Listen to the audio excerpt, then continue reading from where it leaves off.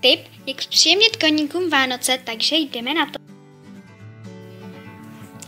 Takže jako první si nasypeme trošku granulek, my máme relaxy, čtvrt odměrky, do každého kyblíčku my teda děláme táfy a buble, takže každý tam nasypeme čtvrt odměrky granulí relaxu, můžete s ovsem, bez ovsa, to už je jedno, prostě granulí, které podáváte koníkům.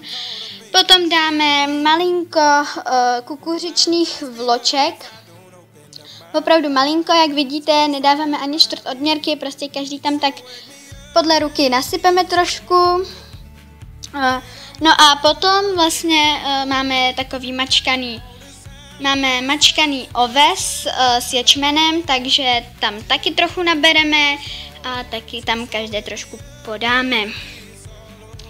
Jak vidíte, tak je toho docela dost, ale opravdu stačí to, není toho zas tak moc, jak to vypadá. Opravdu stačí jim to takhle na vánoční kyblíček. No a pak už podle chuti, co koníkům chutná, tam dáme jablíčka, mrkvičky, chlebíčky, houstičky, rohlíčky, můžete banány, pomeranče, no prostě to podle chutě koníků, vůbec to není nějak omezený, můžete tam prostě koníkům nadat to, co jim chutná.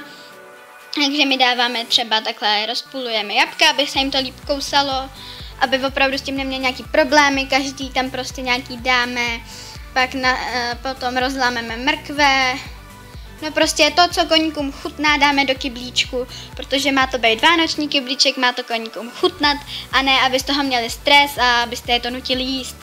Opravdu má to být z toho, co koníkům chutná, co mají rádi. Takže prostě my dáváme ty kukuřiční lupínky, granulky, opravdu ten mačkaný oves s ječmenem a potom mrkvičky, jablíčka, jak vidíte, tak chlebíky, potom můžete dát i rohlíky, housky, no prostě to, co koníkům chutná, to už je pouze na koníkových chutích. Vůbec to není nějak omezený, můžete ten kyblík udělat vrchovatý, ale zase to není úplně dobrý, aby se vám koníček neschvátil mi, protože bublinka jako je taková, že má takové sklony trochu k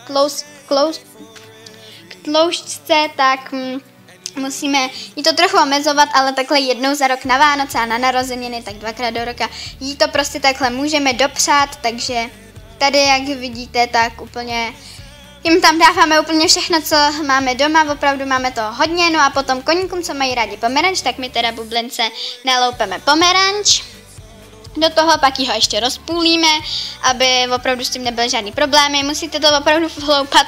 Mamka se mě ještě ptala, mám to tam dát můžu jí to dát se šlupkou? Ne, prostě prosím vás, bez šlupky, když ten pomeranč, banán taky loupejte, ale opravdu je to na chutích koníka, můžete tam dát opravdu pomeranče, banány, mrkve, jabka, rohlíky, no prostě to, co koníkovi chutná, můžete samozřejmě přidat ovísek, můžete tam dát řepný řízky nebo celkově řepu, no prostě opravdu podle chutě, můžete tam dát i ledový salát, meloun, když teda ten asi těžko na Vánoce někde seženete. A to, co prostě koníkům chutná, na koníci jsou takový šežrouti, takže opravdu to sní. Tady vidíte, že jí to nalameme na půlku, aby se jí to opravdu líp jedlo.